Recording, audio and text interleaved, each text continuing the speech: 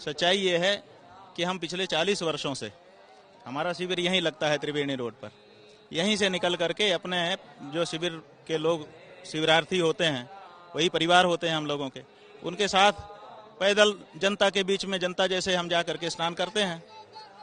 तो कभी कोई बाधा तो हमारे कारण से अभी तक रिपोर्ट नहीं हुई है कि हमारे कारण कोई बाधा आई। 2 वर्ष पहले, 3 वर्ष पहले हमारा ज्योतिष पीठ के शंकराचार्य के रूप में अभिषेक हो गया। जब अभिषेक हो गया तो ज़्यादा लोग हमको जान गए। तब जब हम जाने लगे, एक बार हम पैदल ही जैसे जाते थे वैसे ही गए, तो हमने देखा कि बड़ी अव्यवस्था हो रही है। जैसे ही लोगों को पता चल रहा है कि हमारे बीच में शंकराचार्य जी जा रहे हैं, तो लोग जो है झूम पड़ रहे हैं। कोई शायद सोचता है कि हम छू लें, कोई सोचता है हम देख लें।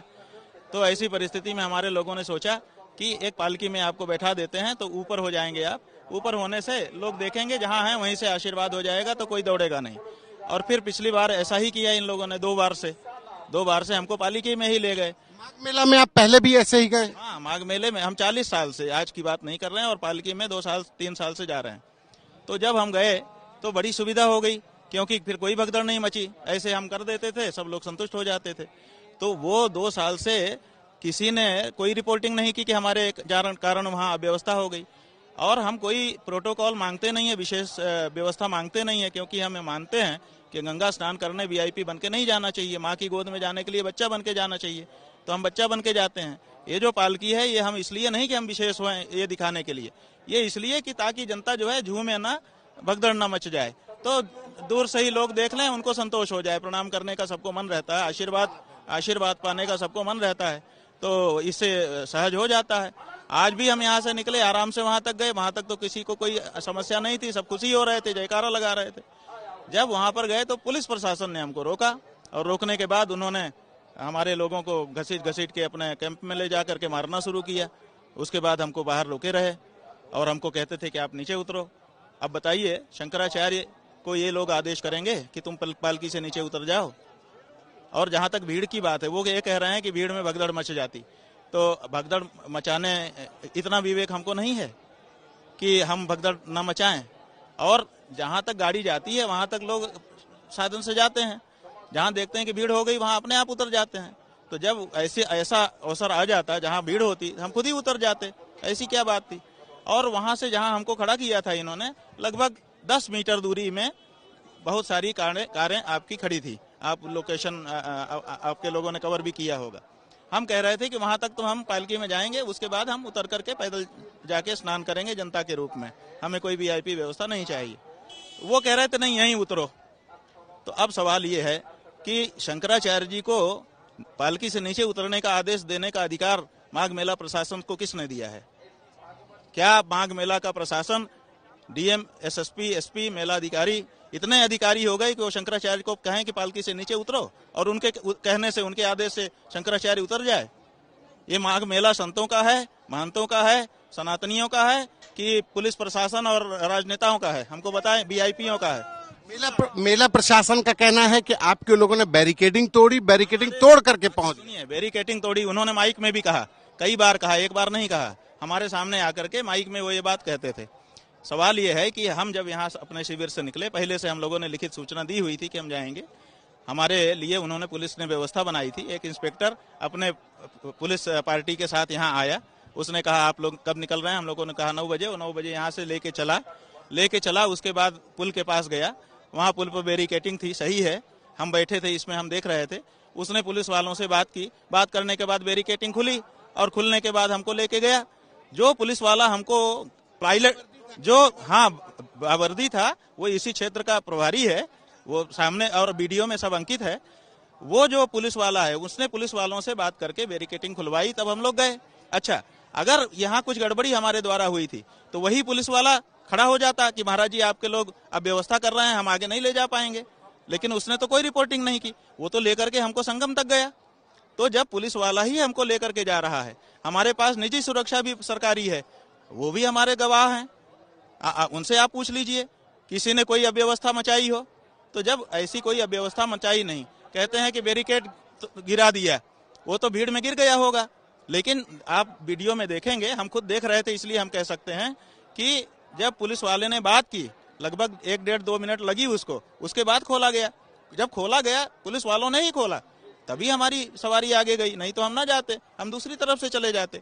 हमको अगर वीआईपी व्यवस्था चाहिए होती तो हम पहले ही से वीआईपी व्यवस्था की मांग कर देते और हम चापलूसी करना शुरू कर देते, क्योंकि चापलूसी करने से वीआईपी व्यवस्था मिलती है। ये सब जो हो रहा है ये हमारे किसी कानून के उल्लंघन से या अव्यवस्था से नहीं हो रहा है। ये हमने जो कुंभ में सच कह दिया था कि आदित्यनाथ भगदड़ का जिम्मेदार है और मौतों का जिम्मेदार है, उसका परिणाम है या तो वहां से सूचना आई होगी कि इनको अपमानित करो, और या तो यहाँ के अफसर उनको खुश करने के लिए हमको अपमानित कर रहे होंगे। इसके पीछे मामला ये है। और अगर ये नहीं हो सकता तो दूसरा मामला ये है कि हम गौ रक्षा की बात उठा रहे हैं। ये राजनीतिक पार्टियां गाय की हत्या बंद नहीं करना चाहती हैं, तो ये चाहती हैं कि हमारी आवाज दबा दिया जाए। और आज इनका योजना थी, जैसा कि हमारे लोग बता रहे हैं, कि ये हमको पहले पालकी से नीचे उतारते, उसके बाद भगदड़ कराते, क्योंकि इनके बहुत सारे पुलिस वाले सादी वर्दी में इकट्ठा हो चुके थे, सैकड़ों दिख रहा था, उनके पिस्टल से पता चलता है कि ये पुलिस वाले हैं। तो ये वहां पर भगदड़ कराते, हमको मार डालते और एक आध दो को और मारते और कहते भगदड़ में हो गया, शंकराचार्य की गलती है। तो आज ये पूरा एक आपकी हत्या की साजिश। हाँ, बिल्कुल साजिश थी और वो साफ दिखी हमको। आप बताइए कि छोटे छोटे जो भगदड़ करने की कम उम्र हमारी जान को हम ही को तो चुप कराना है, जनता से उनको क्या लेना देना है। जनता को तो उन्होंने साथ रखा है, वो हमसे दिक्कत है क्योंकि हम सच बोल रहे हैं।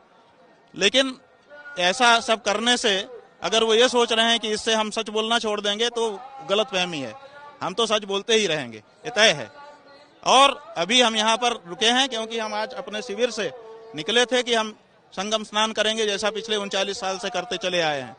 अगर हमको ये मौका मिलता है, हमारे लोगों से जिनको मारा पीटा है उनका मेडिकल हो रहा है, अगर उनसे एक क्षमा याचना कर लेते हैं, साधु संत क्षमा कर देते हैं और हमको सादर सम्मान के साथ जो शंकराचार्य का सम्मान है तदनुसार हमको स्नान करा देते हैं तो ठीक है, और नहीं तो कल हम यहाँ से जाएंगे, फिर भविष्य में कभी यहाँ नहीं आएंगे। ये मतलब आपका मतलब है कि ये पूरा अपमानित करने की पूरी प्लानिंग थी? आप बताइए बिना किसी कारण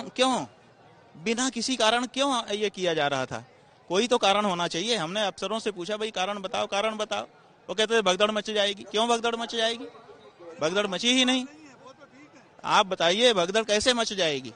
भगदड़ मचाने के लिए कारण होना चाहिए ना। कारण क्या था? जब हम शांति से जा रहे थे, और हम क्या आज पहली बार भीड़ में आए हैं? हम तो जहां जाते हैं वहीं भीड़ होती है। 1000, 2000, 5000, 10,000, 50,000 लोग हर जगह। रोज हम 2 कार्यक्रम 3 कार्यक्रम करते हैं, रोज हमारे साथ भीड़ होती है। और वो भीड़ इसलिए होती है कि हमको देखने और आशीर्वाद लेने के लिए लोग आते हैं। शंकराचार्य जी का आशीर्वाद, व्यक्तिगत हमारी बात छोड़ दो, शंकराचार्य पद पर हैं तो शंकराचार्य जी का आशीर्वाद लेने लोग भीड़ लगाते हैं। तो कहाँ कहाँ भगदड़ मची आज बताइए? इतने साल से हम लोग भीड़ में रह रहे हैं, हमारे कारण कहाँ भगदड़ मची? कोई एक 40 साल 50 साल का समय हो गया, एक वाकया बताइए। सवाल एक फिर से मैं ले लेता हूं कि आज आपको नहीं जाने दिया गया, इसके पीछे किस तरीके की साजिश थी? देखिए, बात यह है कि जाने क्यों नहीं दिया गया, ये तो असली कारण वही बता सकते हैं, तय है। लेकिन जो अनुमान होता है कि बिना किसी कारण से अगर हमारे लोगों को मारा जा रहा है, पीटा जा रहा है, घसीटा जा रहा है, हमको प्रताड़ित किया जा रहा है, हमारे लोगों से हमको अकेला करके पुलिस वाले हमको लेके कहीं भी चले जा रहे हैं, पूरे मेला में कहीं भी ले जाके खड़ा कर दे रहे हैं, ये सब जो वो कर रहे थे, इससे हमको लग रहा था कि ये चाहते हैं कि हमारा अपमान हो और अपमान के साथ साथ हमको क्षति पहुंच जाए, शारीरिक क्षति, ताकि हमारी आवाज बंद हो जाए। भगदड़ मचा के उसी में किसी से गला दबवा देते। हत्या की साजिश? बिल्कुल ऐसा ही लगता है जो कुछ आज हमने देखा है। अगर आपके ईमानदार वीडियो वाले होंगे, पुलिस वाले नहीं, जो खाकी वर्दी पहन के टोपी लगाए रहते हैं ना, पुलिस वाले माने हवलदार से नीचे रैंक के जो भी होते हैं, वो नहीं, जो बड़े बड़े अधिकारी थे, वो हमारे ब्रह्मचारियों को, सन्यासियों को मार रहे थे। खुद हमने अपनी आंख से देखा है। जबकि वो जो अधिकारी हैं उनके पास सेना होती है, अगर वो मरवाना भी हो तो कहते मारो। हमने किसी अधिकारी को स्वयं मारते नहीं देखा, आज हमने देखा जीवन में पहली बार अधिकारियों को, छोटे छोटे कम उम्र के ब्रह्मचारियों और माताओं को और सन्यासियों को मारते आज हमने पहली बार देखा। वो मार रहे थे, हम ऊंचे चूंकि बैठे थे तो हम देख रहे थे, और बहुत सारे लोग आपके जैसे पत्रकार लोग ऐसे ऊंचा टीवी अपना मोबाइल और कैमरा करके कवर भी कर रहे थे। लेकिन अब कौन दबा देगा, क्या करेगा, हमको पता नहीं है, लेकिन किसी न किसी के पास तो वो वीडियो भी होंगे। तो कोई अधिकारी बिना किसी कारण ये क्यों मारने लगेगा। अच्छा, इसी में एक वाकया ये भी हुआ कि जब हमको उन्होंने रोका तो कुछ देर रुकने के बाद हमने कहा भाई नहीं स्नान करने दे तो वापस चलो, तो हम वापस होने लगे। तो हमारे जो लड़के हैं उन्होंने हमारा रथ घुमा दिया और कहा कि वापस चलो, तो हम वापस होने लगे। जब 5-10 कदम गए तो हमने ऐसे देखा, हल्ला सा हुआ, तो हमने देखा तो पुलिस वाले दौड़ के आए और हमारे लोगों को मारने लगे। जब हम वापस हो रहे हैं तब क्यों वो दौड़ करके आ रहे हैं, मार रहे हैं? इसका मतलब कि उनके मन में ही था कि आज मारना ही है, लौट के चले ना जाएं, छूट ना जाए मारना, यही तो उद्देश्य होगा। आप जो आपका टावर है उसका वीडियो निकाल के देखिए, जब हम लौट पड़े हैं, लौट पड़ने के बाद पीछे से आक्रमण हुआ है। ये क्यों हुआ आप बताइए? इसका मतलब है कि उनकी इच्छा थी कि मारा जाए। एक आखिरी सवाल, गुरु के सामने शिष्यों को इतनी बेदर्दी से आप जैसे कह रहे हैं कि मारा गया, दुख नहीं, बहुत बड़ा दुख है। आप समझिए कि अपराधी को मारिए, हम कुछ नहीं बोलेंगे। हम एक तरफ बहुत नरम है, एक तरफ बहुत कठोर भी हैं। अगर कोई अपराध करता है तो उसके लिए दंड देने में हमें हिचक नहीं होती है। हम चाहते हैं कि उसको दंड मिले। हम कई अपने मठ के खुद के लोगों को हम पुलिस में दे देते हैं, बुला करके फोन करके कि ले जाओ इसको, ये नालायक है, इसको दंड दो। लेकिन निरपराध को मारना, कोई अपराध नहीं है उनका, उनको मार रहे हैं। तो हमको आज जो दृश्य हमने देखा, हृदय रो रहा है हमारा। हम क्या कह सकते हैं? पुलिस जो प्रशासन है वो कितनी भी प्रेस कॉन्फ्रेंस करे, कितना भी वो तर्क गढ़े, जब कोर्ट में उसकी बात जाएगी, हम चाहेंगे कि वो जो कुछ उठा रहे हैं उसकी नालिश करें और नालिश करके उस पे कोर्ट बैठे, प्रमाण दें। वो हम भी अपना प्रमाण देंगे। आपके शिष्यों के साथ जो मारपीट हुई उसके लिए कोर्ट का दरवाजा आप अपनी तरफ से एफआईआर कराएंगे? हम अभी तो मेडिकल कराने गए हैं लोग, क्योंकि जो उनके साथ मारपीट हुई है उसकी सूचना तो करनी ही पड़ेगी। तो हम लोग तहरीर बनाएंगे, तहरीर देंगे। जब वो लोग लौट के आ जाएंगे वो तहरीर देंगे। कौन अधिकारी थे, किसी को जानते हैं? कोई ऐसे सादे में था, वर्दी में? नहीं जानते हैं, लेकिन वीडियो सबका है, सबका चेहरा हमारे लोगों ने फोटो खींचा है, वीडियो बनाया है, सब पता है।